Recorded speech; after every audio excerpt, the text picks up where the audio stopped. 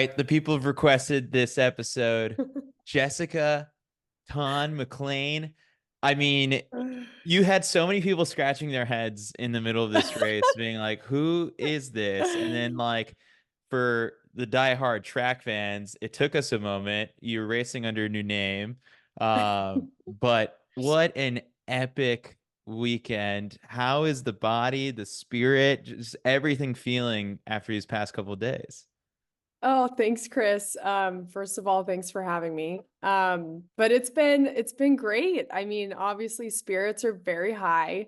I think a lot of people were kind of shocked by, I mean, I was definitely like emotional at the finish line. I think a lot of people assumed that I was devastated by the fourth place finish, but it was more so just it was kind of like the first time I had paid attention to the clock was really like the last bottle station, a few miles to go. And I think it was all hitting me like the last mile or so that I was running well under even the Olympic standard time. I was just in it to race. It wasn't focusing on the clock. Obviously, the first few miles I did, and I was like, whoa, this is spicy. The pace is spicy. But the finish line was all about just like really enjoying the moment and soaking it in. Body's feeling as good as it can the Tuesday after Saturday marathon. I set a PR of the lowest amount of toenails that I've lost, so I'll take that as a dub as well. Which is how many? 4. Okay. Still seems like a uh, lot. Usually I'm at like 50, 60% less toenails, so we're thriving. But no, everything's good. I'm just trying to soak it all in. And he was It's back yeah. to work on Monday, right? Yeah, it was a light day. But yes, last week Jess did not think very well for this week, Jess. We lined up some work on Monday, nothing crazy, like I said, but that's kind of like why I love the approach that I've taken is that, real life kind of you just dive right back into it. And it was also cool to like check in with all the work peeps and they were so supportive and coming home, my whole neighborhood had a little watch party happy hour. Guess you can't call it a happy hour if it's in the morning, but I think they were drinking and watching me, so I'm very happy at their approach to the marathon viewing party. But no, it was just so great. Everything's been awesome. You're all smiles right now. And for a lot of people who would assume, oh, you're so close and you finished fourth at the Olympic trials, that there would be this heartbreak. But even in all of your Instagram posts, even you've already updated, I just saw your Instagram bio where you have US Olympic Marathon team alternate reporting for duty. Like you've added your PR in there. Like, where does this positivity come from after a moment where so many people would be a little bit heartbroken? It's been nothing but, good vibes from you. Yeah, I think a lot of it was, and this is so cliche, but some of the best coaches I've had, the best teammates, it's like I just really enjoyed getting here. Maybe not like the whole last 8 years, like it's been a road and a journey, but like the last year or two of running has been so fun. And I know it's been like a whole thing that I, don't have a coach, don't have an agent, don't have a sponsor, but I literally have just been running because I love it. And it's been so freeing and there's been no pressure. And I think I needed to kind of step away from, that infrastructure and that approach to the sport for a little bit. And it's been so fun. So I think like enjoying the process, not having that pressure coming into the trials, I had nothing to lose. I knew I had to be smart, that it could go sideways if I wasn't. So that was kind of like getting here healthy was 100% like the focus, enjoying every moment of training.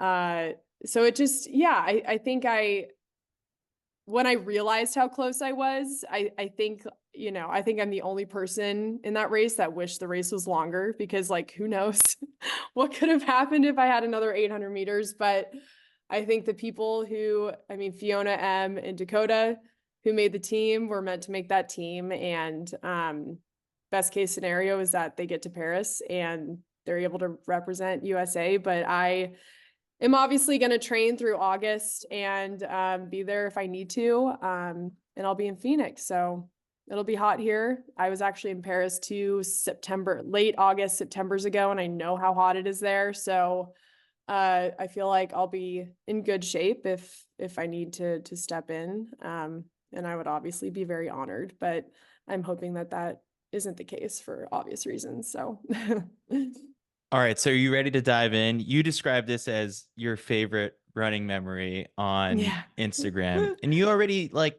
floated the idea. It was like the past 8 years. You already mentioned 8 years because this starts in Yeah. 2016 with you scratching from the Olympic trials due to injury and having to watch from the stands. So Yeah. why is that the starting point to getting to this amazing memory?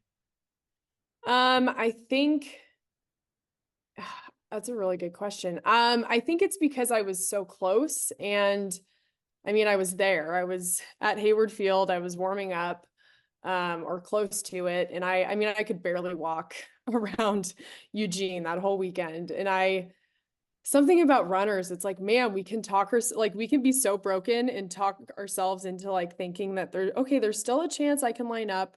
Maybe there's a chance it won't hurt the whole race. And it's like, no, I can barely walk. Like this is not happening. And in the 5K, there's 2 rounds, qualification round and the final. So I knew I would have had to make it through the first one at least to line up for the final. So ended up scratching. I got like MRIs I can't remember if it was X-rays or MRIs that morning, but I know the X-ray showed a line in either I think it was my tibia. So I had something bad. So I think like having to, I don't know, I'm the kind of runner, like I've never DNF'd, knock on wood. Like it would take a lot for me to do that. And I think scratching was like, it was just traumatizing. Like I'd put in all that work. And I kind of I think I made a vow to myself, that I would try my best to not have that happen again. And then a few years later, I run like the USATF track and field finals in the 10K with like basically a stress reaction in my shin. And I think that was my last championship on the track. And that was the moment where I'm like, I 100% have to change what I'm doing. Moved back to Phoenix shortly after that. So it was a very rocky road. After the trials, it was the first time I kind of dove into like therapy. I was just like, it was a lot. And I think as a young athlete, I've kind of mentioned this, like you have this idea of what pro running will look like, and it's really tough. Now there's way more information out there. You hear stories from other pros. Our vets in the sport, our newer pros are sharing more, which is so great. So I think once I moved back, it was kind of fresh start. I synced up with my high school coach, who was amazing. I was so fit. Like I was the fittest I'd been in so long, and was set to debut in the half marathon in New York in 2020 in March. And then that didn't happen. We all experienced an awful global pandemic, and I was really gunning for the 10K team on the track. So then it was like another trial cycle where it was just like, gosh dang, I can't, like, took another L. And I kind of just stepped back for a little bit. I kept running, stepped back from racing, got married, had fun, really soaking that in, got my first big girl marketing job that was full time, and enjoyed that. But then I realized that I really, really missed racing. So, got back into that like 2022. So it's been like a lot of this, but I wouldn't change it. I've learned so much. When you look back at those days where you were, a professional runner and you were contracted to run X amount of races or whatever it was, like Yeah. everything geared up to, the US championships and Olympic trials. And it feels like there's just a little bit of pressure on the athlete, I guess, like to perform, especially when there's like a Hmm. company backing you and everything like that. Like I've heard just kind of like even nowadays, it's cool when these athletes go on recruiting trips and they're able to talk to the pro runners who are on the teams. And, Yeah. sometimes when you get that one-on-one time is when you get the most honest answers as to like what a team environment is like. Hmm. What didn't work for you, I guess, like in those days that you would have now in retrospect be like, oh, you know what? Like I would have changed this or this didn't work for me. And that's why maybe I didn't fully hit my potential there. I think, gosh, it's such a delicate balance too of like wholeheartedly trusting your coach, the situation you're in, um, getting to the point where it almost does feel like a collaborative partnership because it's like they're only gonna know how to make you run fast if you give them the intel to do that. Like if you are really good at communicating, um, good at the little things, buying in. And I would like to believe that I checked all those boxes, but I think at the end of the day, it came back to me not advocating for myself as much as I should have as an athlete. And I got to the point where there were a few times I said, like, all I need to do to run well is like just have fun with it and like be happy. So it's like, how can like, but it's my job to know what that entails and like what that means. Um, and I think it's okay for me too to admit that that setup, like maybe at that time, just wasn't the right thing for me. I think I loved my college experience, but collegiate running and pro running is so different. Like, um, as a pro, it's your job. And I think I didn't understand that until it was like a little too late and I was well into it. And then it's, if you're not happy or you're not sleeping well, the little things pile up. Cortisol levels are so high. Like I think back and I'm like, oh my God, the amount of times I had to like take melatonin to fall asleep. Like I was just so stressed out of my mind. And I think it's because I knew deep down that it wasn't right for me. I loved a lot of the people I was around, and all of that, but I just think I knew that I needed to figure out what not to like. I love cooking, and it might be a dumb analogy, but like figure out like what the best recipe for me was. Um, it's like everybody has a different recipe for their perfect chocolate chip cookie. It's like what is going to make me run my best and be my best self and just happiest self. And for me, I think that step was just to move home. And I kind of looked at that as like, oh, throwing in the towel. I'm like moving home. I'm going to live with my parents for like a year while I figure all this out. But it's honestly the best thing I could have done was to take myself out of a situation where I had more time there. And I could have stayed for a little bit, but I just, yeah, I think it was just the best move. And no hard feelings. It's like I've learned so much from that. And I think I've applied a lot of the learnings from that experience to, my professional career, off the track and roads and just in life in general. So yeah, it's interesting. You learn a lot about yourself, as you progress through the sport. But that situation also works for so many people and it's so cool to see. And I think I said this in one of my interviews after the race, but like the different approaches to the sport that people take and how it can work out. Like the amount of mothers I was running with on Saturday that are like doing everything I'm doing, but then they have one or two kids to like feed and keep alive and lose sleep over. I'm just like, how do they do it? But like everybody, you just kind of figure it out.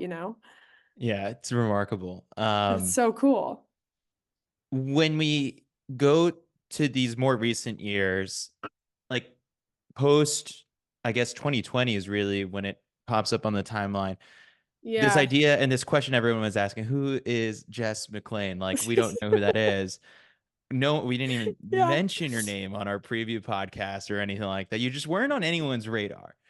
But in 2021, 2022, when you're slowly, taking to the roads and running your first marathon, this Yeah. part of your identity, professional runner, was no longer attached to who you were.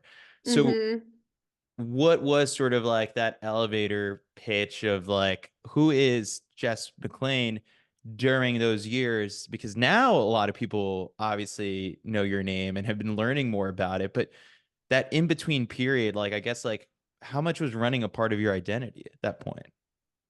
I mean, it's always going to be a part of who I am. Like since just being a little kid, I've loved to run. Like my parents gave me these like, like I had to stay in these parameters in our neighborhood when I was 10 training for my after school track program, but I was like looking forward to those 20 minutes I would get to jog on the golf course or my neighborhood. Like so much. I just loved it.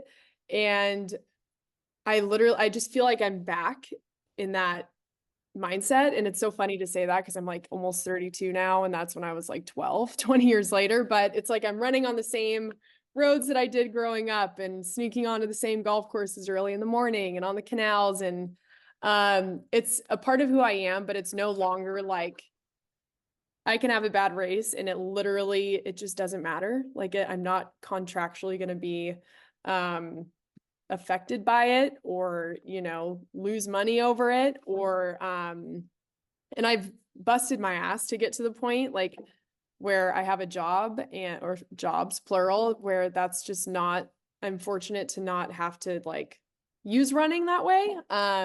It'd be great to. I would love to entertain that now, but I think it's just become something that I get to do every day. And the racing has been so fun. I've popped into so many like of these local road races and it's been awesome. And it's just finding the joy in it again. But it's no longer like just like now when people introduce me to like when I meet new friends and it's not like it used to always be like, oh, this is Jess, she's a professional runner. And now that's not, I was always so proud of it, obviously, but now it's like, oh, this is Jess. It's all these other things. And I just think I love that. And obviously having a supportive, like hilarious husband is great. Like he loves when things goes well, but if it doesn't, it's okay. I'm still hopefully going to be married at the end of the day and have my family and everything else going on. So I guess the long-winded answer is like it's a part of who I am, but it's not like all that I am anymore. Yeah. Yeah. No, that's well said. Um, so at this point, coming into this race, like who did see this coming? Because we did get a DM from Sarah Lesko in the lead up to the trial saying Oh like my God, watch out Sarah. for Jess Ton. And you said, I guess in the mix zone area that you did have some confidence saying that you could finish pretty high up there. I think top 5 maybe even had been mentioned, but like Yeah. once you get up to talking about top 5, like you're in contention and the thought of, finishing in the top 3 must be there to a certain degree. So what gave you that confidence and who saw this coming? Gosh, also shout out to Sarah Lesko. I feel like she's been so amazing these last like few years, always, but especially the build up to this. I have 2 awesome training partners, Julia Griffey. She was with NAZ for a bit, and Rosie Santos. She's not American, but lives in Phoenix. And I guess they've been around enough amazing marathoners to like give me the confidence to think that I had what it took to get top 10. Um, and they were just like, you got to put yourself in it early, to essentially like do what they thought I could do. And it's so cool to have like your training partners tell you that. Like you're used to your coach hyping you up but I don't have a coach. We all kind of like work together to like spatchcock our training and like see where we can each fit in to help each other out. But yeah, I think also like some of the other, you kind of like learn what workouts people are doing and you hear rumblings on the internet and I knew the work I was putting in and I knew I could definitely crack the top 10, but I think it was in the like 4 weeks leading up where I'm like, I feel like top 5 could be within reach. And I think my grandma's marathon performance gave me a lot of confidence because I was really just wanting to get around the 2:30 mark and get a solid qualifying time for the trials. And then that race just felt so good. And I felt like I should have given myself more of a shot to run more aggressively there. So yeah, I think top 10 in my head was in reach when thinking about competing. I will not say that I was expecting to run like 2:25 anything. Like I was like, oh my gosh, it's going to be hot, all this stuff. Like 2:27 would be great. But like I think that's where the emotion came from towards the end, was like, holy crap, I just ran so much faster than I thought I would. Um, but yeah, it was awesome to have that belief in myself and then execute on it, because I know a lot of things have to go right for that to happen. I want to hear a little bit more about just like the self-coaching side of things. Like how exactly did it work in this build? Because like, yeah, I guess Yeah. there's people who are like the polar opposites. You pay attention to what other people are doing, you maybe take some notes, you rely on past Hmm. experience, you talk with some training partners, but how did you devise the last couple months of training? Yeah, that's a really good question. I think I just took what, and I think this was a lot of what was missing in my pro career in Seattle, was like the work that gives me confidence. Like I did so many like 5K specific workouts where I was just getting my like ass handed to me and dropped in like every workout. So many of them were a struggle, and it's like I know what gives me confidence, and so I just like wove a lot of that in, like the really long grindy long runs, the long tempos, and then I've been able to hold on to a lot of my speed too. So like the shorter like 400 200 workouts, I've been doing a lot of speed stuff, and it's just so cool to be dropping some of the times in those kind of workouts that I was back on the track like that long ago. Um and I did, like, this is one thing I definitely want to be transparent about. I was really stupid in my first marathon buildup. Well, not first, my second, heading into the CIM Marathon USA Champs. A few Novembers back, I like was just doing everything wrong, running way too much mileage. I was working a full-time like corporate desk job then, so would get like all my runs done in the dark before work. A lot of them with Rosie, where she was running like, 100 to 120-mile weeks. I was clocking off like 80-mile weeks to 90, but that was pretty high for me. And then I would like finish my run or workout, get home, walk the dog, shower, get ready for work, get to work, and then eat breakfast. Like 0% focused on fueling, no like active mobility before, just roll out of bed, do this work. I was also prep cooking on the weekends for one of my favorite restaurants that I know do marketing work for. So I would like long run, shower, go straight to work, and then like prep cook until 4. And I ended up getting really hurt. I like full on broke my back Oh on our wedding man. anniversary. And I mean, everything like just like body wise was fine. Like my bone density, I got it all tested after. Great. Iron levels, great. It was just like a matter of just not, I was like, Jess, we really got, if you want to do this, like we need to channel the pro approach, Jess, that we had years ago. And I really got my ass into gear and like figured out my fueling, figured out my recovery, left the job that was stressing me out. Now I have amazing coworkers and bosses. I'm in the nonprofit sector, and I couple that with some marketing consulting. So I'm hybrid from home. I go to PT every week. I, get a massage every other week. I'm doing all the little things right. I cut out drinking since October. Really emphasize sleep. So it's like I just got to the start line at the trials, and I'm like, I'm so healthy. I left no boxes unchecked. Did some heat training just to like tell myself that I did it. But I didn't want to do enough heat training to where it like detracted from the enjoyment of running, because that's like not why I do it anymore. Um, so yeah, it's it's just been like the training thing's been interesting because it's a lot of just what I love to do. And then it's taking what Julia, like, come on, NAZ is like one of the best marathon programs ever. So it's like, yeah, she has that experience. Rosie worked with an amazing coach for a long time, and she parted ways with her coach. So it's like we all know what it takes. But I did find out that like my sweet spot in mileage is like 72 miles. So I never exceeded that this whole build. In this Do one buildup? workout a week. Yeah, not 1 week over 72 miles. I just kept it to like one quality workout, one quality long run. I would do like a pseudo long run with strides or like pickups at the end. But that was like, that was all I needed. Um, I just heard So like that's the low mileage crew going crazy after you said that. Just in my head. Like when people listen to this, they're like, oh my gosh, it's possible. Yeah, I don't like, I commend the women who can do the 100 to 120-mile weeks. I mean, with my life how it is now, I just can't. Like, I Yeah, you don't physically have enough couldn't. time with everything you've got going on. I even think like if I was just doing the running, I don't think I would exceed like like I just don't think I would need more than 90. I think I did one double.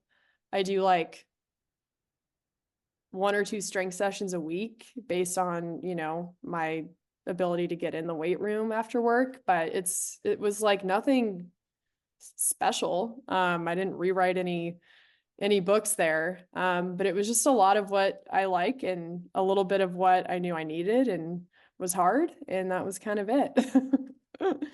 On Instagram, you dropped a long live Taylor Swift lyric in a caption to Oh, honor your my training girl. partners. Why that lyric in particular? Oh man, I just think it's just been so like fun. I don't know how else to explain it. Like we are up so early in the morning, and like Julia works a full-time corporate job for Panera headquarters, or corporate rather, and like she's training a bunch of, she's an amazing coach, so it's like we just had so much fun with training, and like it was a no pressure thing, and like I would have workouts that were going great and Rosie would be like, God, you need to just go, like take off, and it's like I would egg her on to do the same in long runs, and it was never this thing where it's like there was no weird tension, like no, it was just so fun. And we would literally be texting like the day before, like, oh, I'm thinking this for a workout, I'm thinking this, and we would just like figure it out when we got to the track or like got to our warm up, and then our group kind of grew. Katrina Spratford Sterling is now in our, she would meet us to run. She does a lot too with like Molly Huddle and them also, which is so fun. And then our friend Anna and another friend Shlomo joined us, and it's like we all have different goals, and we're in completely different like places in life too, and we just all just meet to like have fun and get some hard miles in together, or like some of us will meet and do the warm up, or it's just fun. So long live, I love that song. And it's just one of those nostalgic songs where it's like it was hard, but I'm just like having the time of my life. It's just so fun. I don't think Julia or Rosie are Swifties at all. Maybe I'm totally wrong. I need to ask them.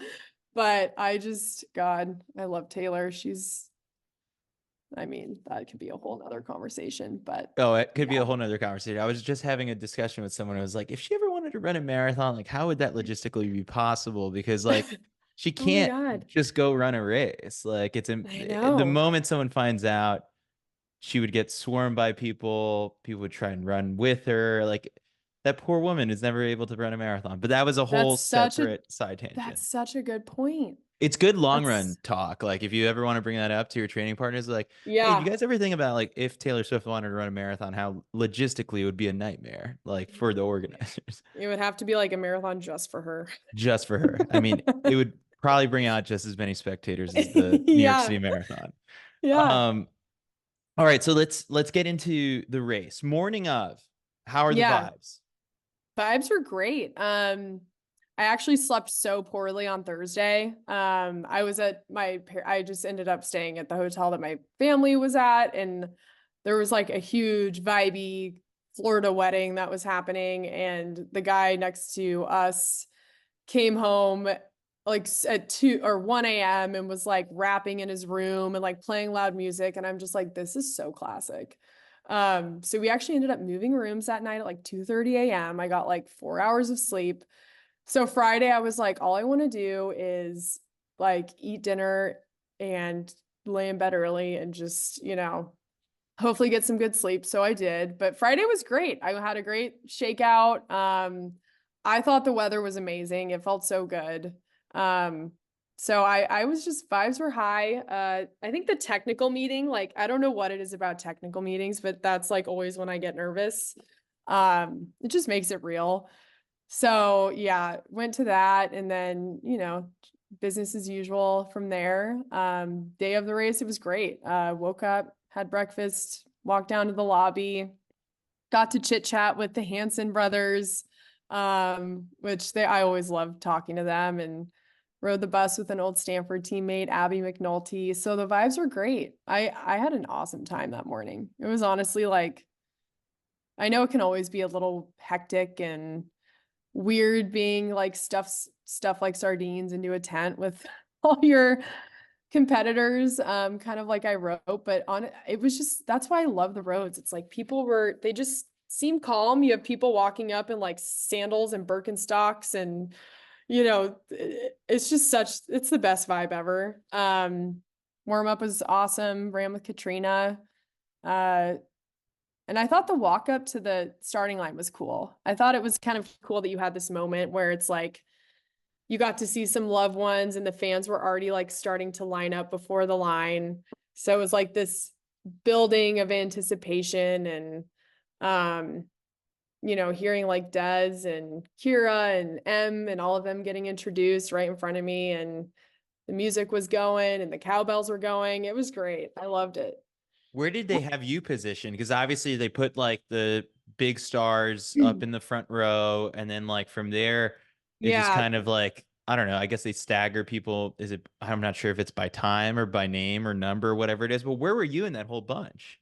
I was like right behind, I think I started like pretty close, like right behind Des. I was in group 2. So they staggered it by time. I think if you had run like sub 2:30, I think, don't quote me on that, and have represented Team USA on a national, some sort of national competition, you could go in group 2. So Which there you was a did. decent, Sneakily, people forget you have run like, what was it? oh my It God, wasn't Pan NACAX. Am's, NACAX. That's what it was. Yeah, that trip was wild. Everything about it was wild. I mean, obviously very fun experience, but we got to that hotel there and they had no bottled water, so we all were given like their version of Coca-Cola to drink that night. Oh man, Yeah, it was such an insane experience. But yes, that was my only international. it counts. It counts. I'll take it. Um, so yeah, I was in group 2, and then which I thought was like, it's exactly where I wanted to be. I was like, I'm gonna go out. And I heard rumblings that it was gonna go out. Like you just hear whisperings. And I was like, okay, this is great. Like I know I'm gonna, if I can hang with it, like I feel like it's a PRA. I literally did not feel hot out there. Like to me, the weather felt fine. Um, so I was like, okay, as long as I run smart, I just go out with the lead pack. I kind of like leech on, um, really like am aware of where I'm at and who's making moves. So that the plan was to go out in that lead pack. And I was there for like the first mile, but then I looked at my watch and I was like, holy shit, like this is, I'm like, this is fast. Um, and yeah, I ended up sticking with it for a few miles and then just made the call to kind of like let him go because it was pretty hot. And I luckily had found my way into a solid pack of like, the race 1 was going on up front. And then I feel like we were in kind of like our own little race there in our pack of like, I think there were maybe 6 to 8 of us for a little bit. So I kind of found my home there in that pack, probably up until like mile 10 or 11. Mhm. And then realized I was feeling pretty okay and felt the pace. Like I felt like I was kind of like doing the work for everybody for a little bit. So I was like, okay, if I'm gonna lead, I may as well try to ratchet it down just a little bit because I was hoping to run under, like 5:42, 5:40s. So I just kind of like it's like that, it's like your stomach kind of like not sinks, but you get that feeling like, okay, this is like the moment where I need to make a decision to either like stay here or like move up. And my gut told me to kind of like press the pedal a little bit. So I did. And I think I was kind of alone. I don't know which mile I saw like Natasha kind of coming back to me. I know I was definitely alone through my like halfway. Yeah, And you hit halfway in 112, just under okay. 530 pace, and then you were in 13th place at that point. Okay. Yeah. And Yeah. 55 seconds back of like the lead pack. I Yeah. mean, it was an exercise in patience. Who obviously with no coach, you came up with this race plan, right? Yeah, yeah. I knew that the way this is so silly, but I've like jumped into some local races, and I think there's something to be said for, and I've like won most of them. I think there's something to be said for just like practicing how to win, like even if it's a small local turkey trot or like and it was a 9 mile, it was a 12K for one of my races in December. And I started with, some of my training group members, and then I just felt really good. So I just made a call like 2 miles in to just go. And so I know that I have it in me to kind of work alone. I was really hoping I didn't have to. But there were parts where I slightly regretted it. I mean, the slight uphills, and there was some, stretches where it was a little windy, and God, the stretches where you could see like 55 seconds ahead of you until the next person was, it was tough. But yeah, I just tried to really not freak out. I tried to practice that patience to try and reel in the next person I could. And then it's like once I got the momentum of catching up to Natasha, I'm like, you can't stay here. Like you need to just keep going. Um, so I just kind of used each step as like the next the means to like get to the next, whether it was a pack or the next person. But I don't think I ever like hung around. I just like tried to keep moving up. I'm like forward momentum only. But there were definitely a few moments where like the upper on my right shoe started feeling really funky at like mile 16. I have a huge blood blister under my big toenail, and I felt that happening pretty early. And it's like you can notice the slightest change in your form, and I could just feel my like quad starting to get sore, and little things were happening, but I don't know, like I don't know why I didn't like let it get to me, and maybe it was because the crowds were so great. And you also had like bottle and fluid stations like they were everywhere, and I was like, just take all the water you can, even if it's like taking the Dasani and taking one little sip. I think that actually helped me a lot from like not cramping. um I made sure I got all my gels down, and I like took my time getting them down. And past marathons, I'm like shoot it and like dump it and get it over with, but I was like, okay, let's try to like take these in a little slower and make it last a little longer. um and then like once I got to the last bottle station, I was like literally sad that it was almost over. I'm like, okay, we're less than 2 miles to go. I knew that I was going to get to my old Stanford teammate, Justine, with a few miles to go, and her whole like cheering squad. It's like you kind of like, the loops are great because you have these markers. Sometimes loops can be awful because you have, exactly where you are. But I just kind of was like, okay, get to the next person or get to the next, my next cheer squad. And then the last like few miles, I just eyes up, I could just see people coming back to me. And I was like, it's either now, like I knew I wasn't gonna die. Like my legs were still under me.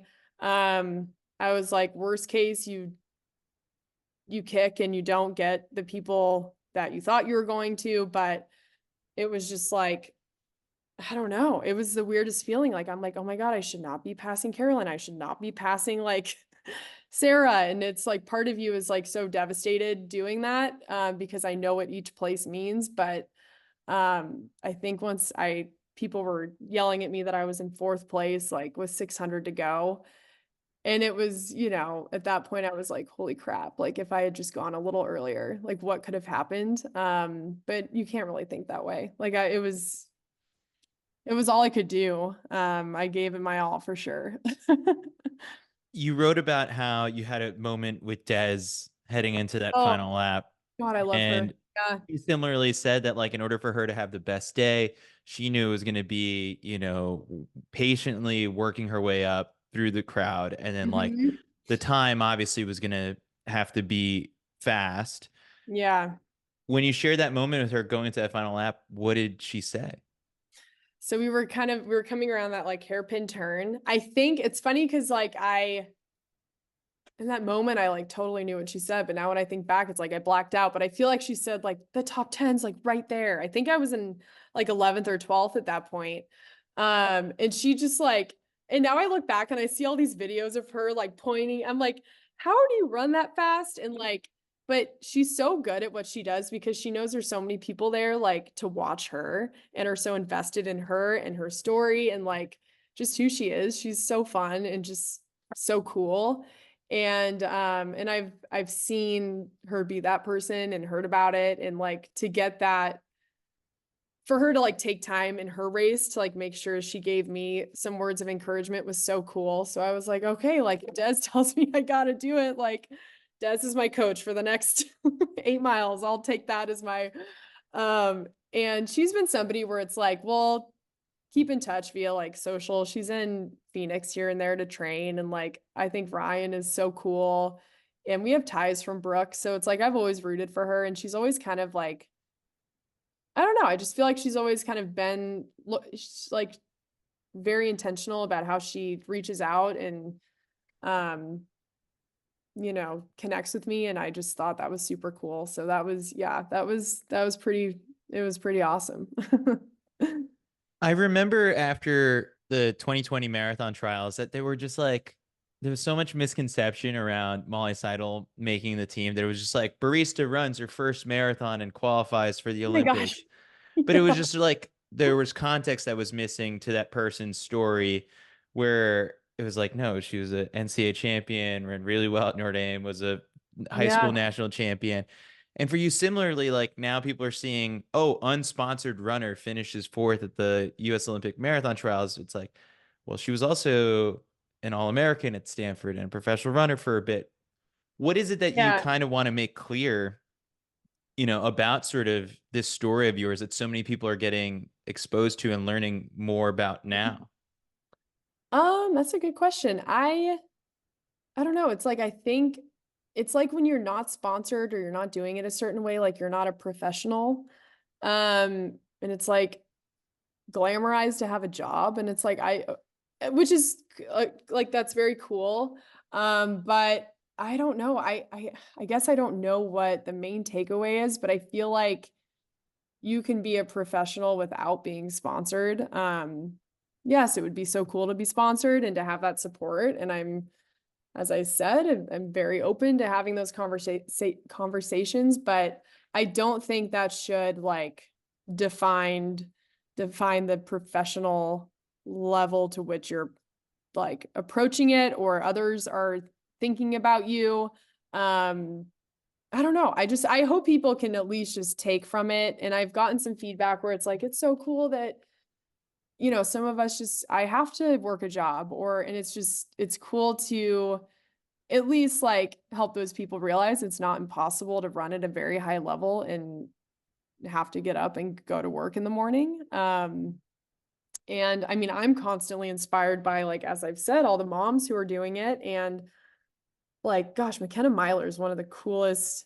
Oh, that That's Instagram post that she had was just all so of it. cool. Like, I've followed her journey leading up to this, and it's like it's just so cool to see that because I'm honestly the kind of person where it's like like I can't even think about having a kid and coming back to running. It just stresses me out. Like I know I'd want to do it. Maybe too much information for this podcast, but to see like those people in El Purrier and to see Elle like do what she did on the track, a few days ago was insane. It's just that's like inspiring me. And I'm like shocked that I'm the kind of person that's inspiring people right now, but I think that's so cool. And I'm so appreciative of the kind messages that I've received. And like McKenna said, like have a baby and have dreams. It's like have a job and I don't know, run the Olympic trials. Like I just don't like like do whatever you want. I think that's the thing too. It's like um I really commend my husband. My husband started his own business this year, and he's like, I don't I don't want anybody to be my boss. Like I want to be my own boss. I want to pick the people that I want to work with and I want to treat them so well and like build an amazing company. And it's like, I want to do that. Like for like, I just kind of took that approach to my running. And it's like, why should somebody tell me where I need to live? And why should a company tell me that I'm going to lose $10,000 if I don't run a certain time? Or like, I just don't, it's not for me. So, and I know there's companies out there who aren't doing that. And I am very excited to hopefully find out, you know, who that is. But, at the end of the day, it's not going to change how I run. And that's like the main message is like, I'm running because I love it now. It's not, that's pretty much it. Yeah, it was when I looked at the questions that people were submitting on Instagram. I think the number one thing was just like, oh, what's she looking for in a sponsorship? And it rings like just hearing you describe it, it sounds so similar to like Kira D'Amato after she broke, like, or it might have been before she broke the American record, Yeah. but like she still hadn't decided upon a sponsor. She had a successful career as a real estate agent and Hmm. like had this liberty to choose the experiences that she wanted within running. It's like, so many top American marathoners get tied to like, oh, I'm only going to run Boston and New York because like that's where the biggest appearance fees are, or Chicago. Yeah. And there's more to it. Go run Houston and run fast, or go to, you know, a world championships. And even though there is no appearance fee, like you could still have a great experience and represent your country. So like I feel that Hmm. hearing you, it's like I think you're just like it's less about the money and it's more going to be about like having fun with it and getting the most out of these other opportunities that could pop up in the coming months, which Yeah, I'm sure there are more on the way. totally. Yeah, no, it's funny. People are like, okay, what do you do now? And I'm like, I mean, I think I train until I train as if I'm going to Paris. Like I have to be ready. But it's like I also want to plan around that. Like if I don't go, how can I best showcase the shape and fitness that I'm in and race somewhere really well? If that's a Chicago or if that's I don't a marathon that's maybe not one of the majors, but timely, very, you know, convenient and fun. That would be great. I like have so much to think about. But Is there all fun. temptation to go back to the track? Oh God, I don't love the track. I think I've like lost my love for it once it started to be all about like pacing and hitting times and like Mm. and I know it's more than that for sure. Like I love being a spectator of track now. Like it is so fun. But I think when I was just all about chasing a standard and a time, like by the time I got to a championship race, I was just so like burnt out. Um, but I don't know, never say never. Like I think it'd be so fun to rip a good 10K. Um, and run a time that I know I'm capable of and would be proud to have listed as a PR. But in the near future, I like this year, definitely not. I don't think I'm gonna dabble in the track. Gotcha. Yeah, just Um, not where the heart is.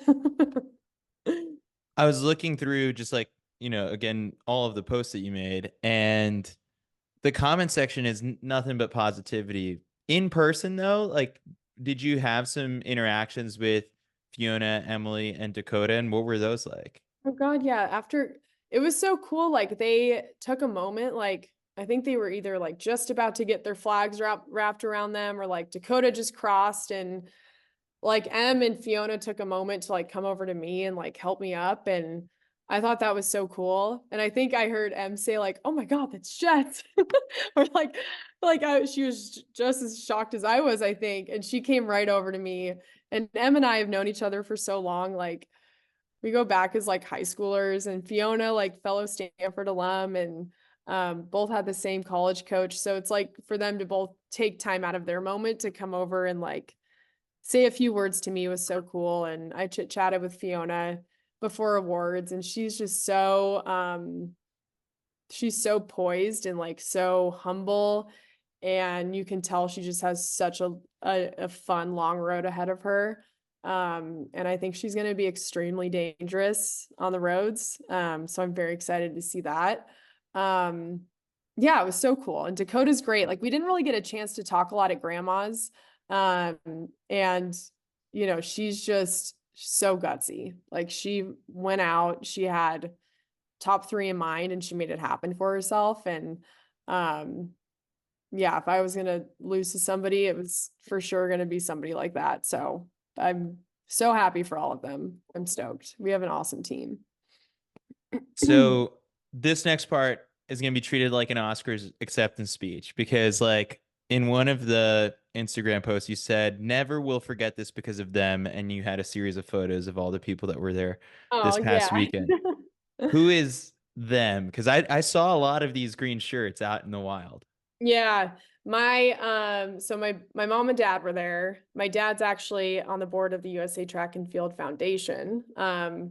And he's a total like entrepreneur businessman. So that's like funny to me, but he like totally loves the track world and loves supporting it. It's been such a big part of our family's life. So very cool to have him there in that, in that way. And then my brother and his wife, Caroline, who is 7 months pregnant and literally was the one planning, like, got the shirts made, told people where to be. Like, she's amazing. And her mom, Pam, was there. Her dad would have been there. I know it, but he actually very tragically passed away like almost a year ago to a very fatal and fast acting degenerative brain disease. We literally got the news that he was diagnosed like mid-January and he was gone by like end of February. So, and he was such a big track fan, like complete. He and I just connected on so many levels, like track nerd, running nerd, huge Des Linden fan. Elise Craney, we all know who she is, took the time to like send him Bowerman gear that he wore literally up until like he wasn't here anymore. So the fact that like they came to support me was very cool. I made it through that without crying. I think Scott was helping me with that one. And then my cousin Pat, his wife Julie, Connor, my husband, of course, and then my aunt from my dad's side, my cousin from my dad's side, Vicky and Kelsey, and then all my in-laws, so my mother-in-law, father-in-law, sister-in-law, and brother-in-law were all there. So it was like insane to me. I'm like, I have to run well because they all took time out of their life to like come watch me. And it was just so cool. And I obviously had like so many people at home. Like my high school girlfriends had a watch party, and my neighbors threw a watch party. My aunt and uncle were watching from home, and my uncle was like tweeting on Twitter, and it was just like it's all so cool. I like don't know how to say thank you, but I know they were just like happy to be there for me. And yeah, I don't know how I will thank them, but I guess I can thank them by maybe lining up again and keeping going. But it was just a really special day. Yeah, it was so cool. Bring the pain, McLean is what the shirts say. Who came up with Oh my that? God. I have no idea. I actually need to know. I think Caroline, my sister-in-law, came up with that. Um uh I I didn't don't know know. if it was like something that was like yelled at No, you in but I practice or love something like it. that. I think it's so funny. Bring the pain. It's like I don't like bring the pain to others. Like, but the pain's going to be brought to myself for sure. So, but no, it was actually great too because I feel like a lot of brands and families had like certain colored shirts, and I feel like they were actually able to like I could pick them out so easily. So it was like cool to have that and to look out for those. But I know I need to get my hands on one of those. I hope they have an extra. Your husband, Connor, texted you, I guess it was that morning. I love you so much, and I'm so proud of you. We're living life on our terms. Brilliant text. I think like I'm engaged. I'm like taking close notes at what he said. So for all the guys out there, like that is an amazing one to fire off right before like the biggest race of your life. We don't, it's like a funny thing. We don't do gifts. Like we don't do birthday gifts. We don't do Christmas gifts for each other. But he's like so good at like writing cards and like sending those kind of, just like messages and notes. And, that I think he actually sent me that on Monday morning, like this week, but Okay. he probably said something like that to me in person race day. But it's just cool. Like we've made it a very intentional. we've been very intentional about like living on our own terms. And uh, that's kind of how I've applied my approach to racing and running is like, just do it how I want to do it. And he's been so encouraging of that. So it's been very cool. And he knows like, I don't want to say nothing about the running world, but it's Yeah, like, you oh mentioned that like he's still learning it. oh So my like, God, did he? just Was he to going see, nuts though on yeah, Saturday? yeah, he definitely was. But to like see him and that, it's just so funny. It's like a bull in a china shop. Like cracking jokes in the elevator when like there's 12 like nervous runners, like, you know, like going down to the lobby. And I'm like, okay, we got to dial it back like a little bit, but like there was no dialing back. What were the jokes? Is like, was it like, I don't oh, pretty even, hot out there, huh? Like, I don't even know. Just like all, and then in the drug testing tent, I was looking at Shane because Shane was in there with M, and I'm like, Shane, reel him in for me. Like Shane was just egging him on, and they were just like having the best time. Um, but no, he brings such a good um, like it's just a good energy. It's just Connor. I don't know how else to put it. Like it's so refreshing because I used to just make everything just used to be so like I just build everything up in my head. Like leading into a race and the day before the race and pre-meet and like, oh my God, I'm so happy I don't have to do like a pre-meet that takes 2 hours like ever again. Like that is one thing. Like I do not think I need to go to a track and like do drills for 30 minutes and then like run and then sit around. Like I just, it was so nice to just like get to a hotel and go for my 20-minute jog. And I was done with running for the whole day on Friday. And it's like the other, I could just shut off and ease into race day. And he just is like, all right, we're like, where do you want to go to dinner? Like, what do you want to, it's just so low key and so fun. So I'm thankful for that for sure. so you've got a birthday coming up, I'm pretty sure, right? Like, isn't Oh it? God, yeah, I do. What are you gonna do with this $25,000 in prize money? Ah, knowing Connor, he'll be like, what are we going to invest in? We have to set 40% aside for taxes. Da, da, da, da, da, da. So when I get to the end of it, there won't be much left, but no, I think we have a slew of cool restaurants just opened up in Phoenix at this like awesome new hotel. So we're going to go out to dinner. I've got the Waste Management open this week and this weekend. And Well, then I that have, sounds like fun.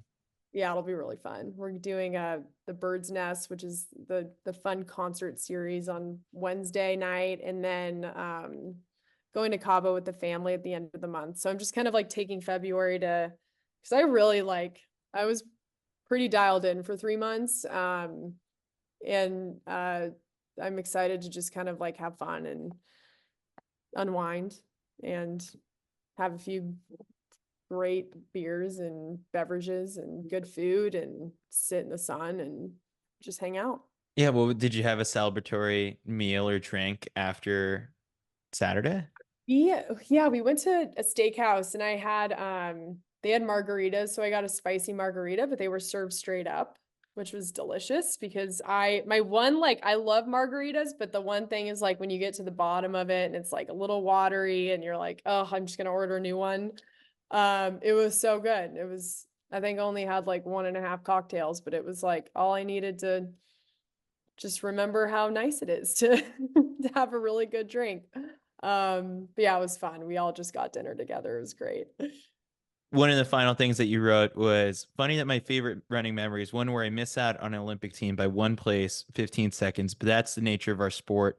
It owes you nothing, but it ended up giving me my favorite day. So I am grateful. I mean, it's just been so beautiful to follow along in the last couple of days of you peeling back the curtain on Saturday, and I'm just so excited for like everything you've got coming up.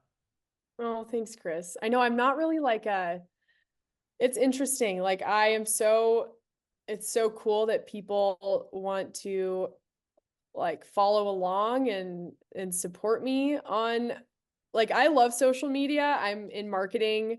I love doing it for the companies I work for and like post photos of my dogs and food and like my trips.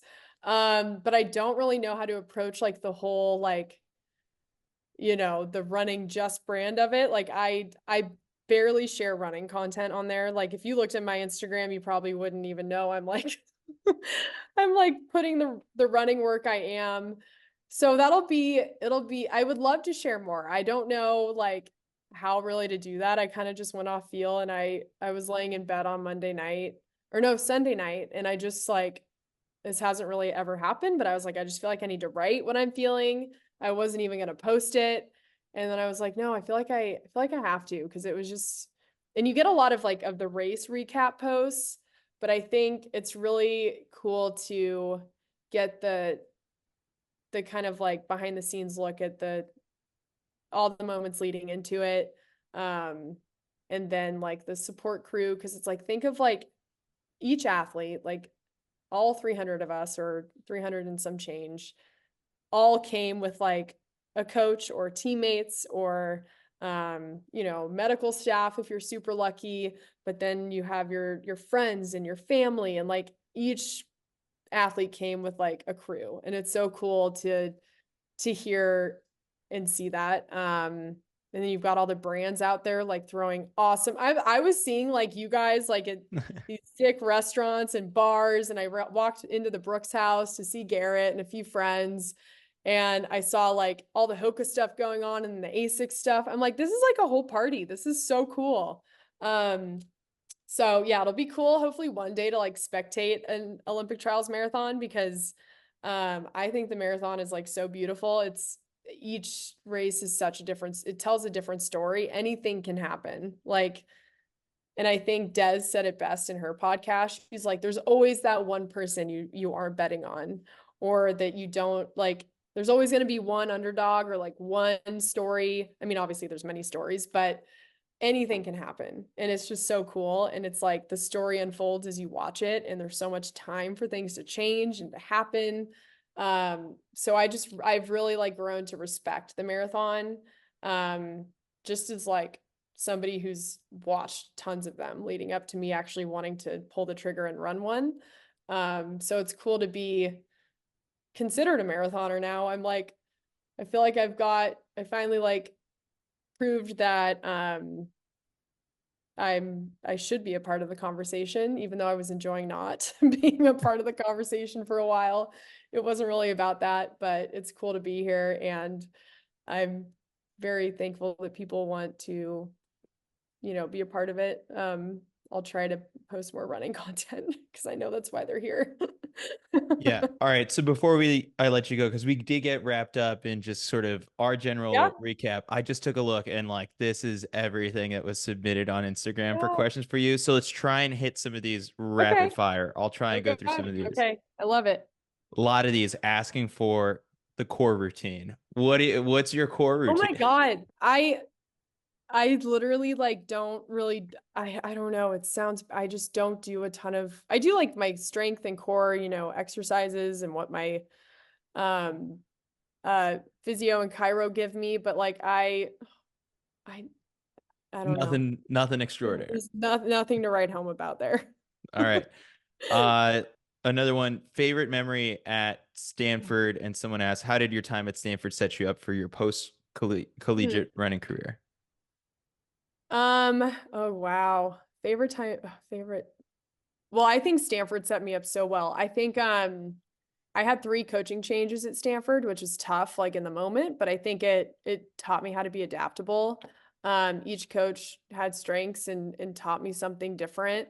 But ultimately, Coach Milt was like, uh, I mean, I think even Fiona posted, I could like sense something in her caption. I was like, that's a Miltism. Like that's something that Coach Milt used to tell us all the time.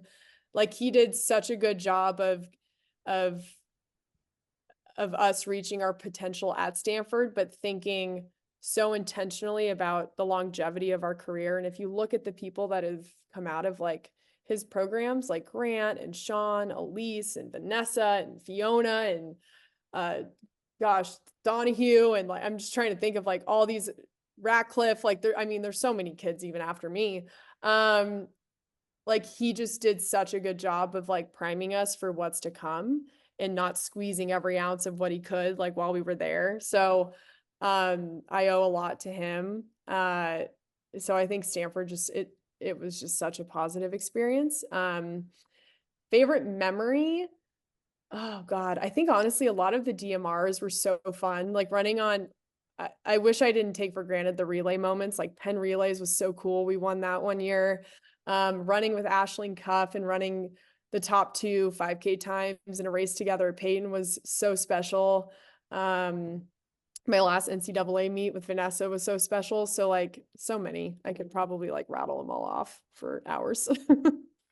Rayson Grayson popped in here and did say, ask her what her weekly mileage was because the answer is wild. Uh, A lot of yes. people did ask about sort of that training and coaching yourself. We addressed that before. Oh, here's a Yeah. good one. When the going got hard, what mantras were you telling yourself during the race? Oh God. One of them I probably shouldn't say out loud because it's a college inside joke.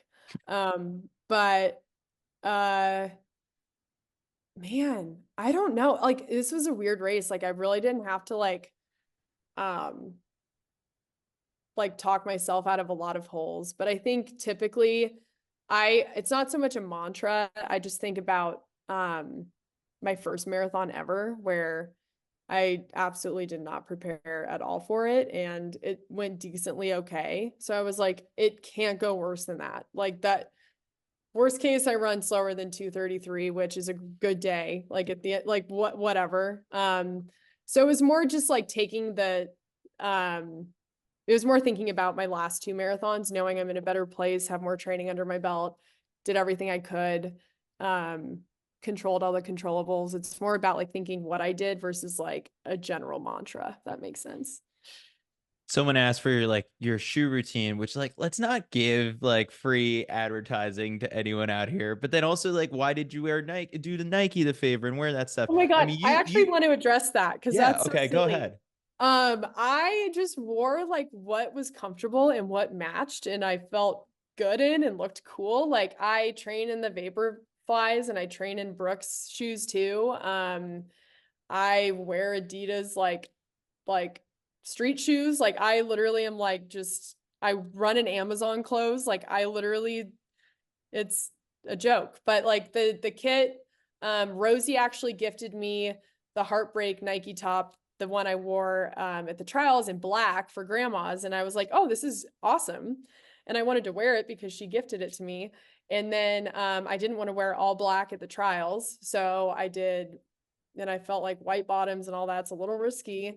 So I stuck with black bottoms and I did the pink top because I thought it looked cute and it was on sale, and wore the hat that I wore at grandma's, and then luckily the shoes matched and was what I was used to training in. So that's pretty much it. But yeah, I got that question a lot, which I respect. I totally like respect the different POVs and I get it, but I'm also like not seeking sponsorship. I Right. wasn't like leading into this race. That wasn't the goal. So like, I just ran what I was comfortable in and, yeah, take it for what it is, I guess. Yeah, a bunch of more people did ask, like, what would the ideal sponsorship look like for you? I think we kind of addressed that Yeah. already.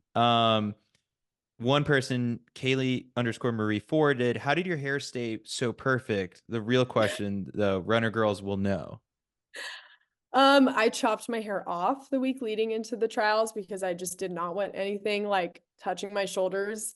And I didn't get hot enough to where I needed to like douse myself in water. So I actually was like happy to stay pretty dry because I know like a lot of chafing and uncomfortable stuff can happen over the course of 26 miles. So, um, yeah, I guess that the hat helped too. It's just your I toes actually that actually one took the thing toll. one thing that surprised me was and I'd be interested to like hear other takes on this was like so many people spent hours and miles like investing in heat training and then like I'm just shocked there weren't like everybody wasn't wearing a hat or sunglasses. Like to me I'm just like it's the little things like why wouldn't you want to like not squint for 26 miles? Like I felt like my hat saved me. Like my face was relaxed the whole time.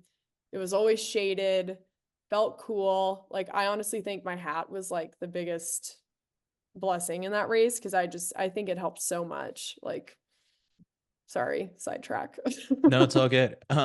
There's those little pieces that you've got to get, maybe the hat frame, the bib frame. Or what, are you gonna like have any special memorabilia from this race? Like, I don't know, Oh, in the college, did you hang up like a Stanford kit or anything like that? yeah, I do have one Stanford kit. I think I might do. It's funny. I started like I did save. My dad gave me, he was wearing this like dollar sign I don't even know why, like a dollar sign like Mardi Gras necklace, and then handed me his like wristband. So he was like, I just feel like you should have this.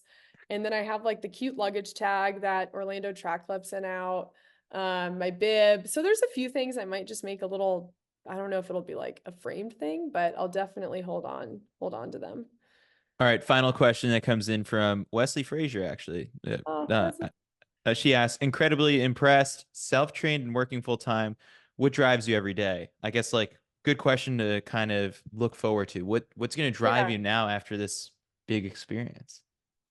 I mean, now it's like, okay, I've definitely put myself in a place where, I should see what's next. Not that I wasn't going to before, regardless of the outcome, but I think a lot of it's not going to change. Like I'm going to run with the same people and have the same approach.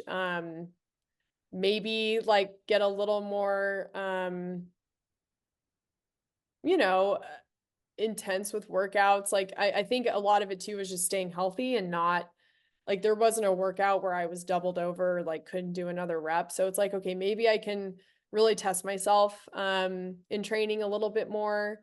Maybe I race on the bigger scenes a little bit more. I think that is probably important. Um, but yeah, I think it's just finding what the next opportunity should be to test myself on the roads. That also times up well with, being supportive for Paris if I need to. So yeah.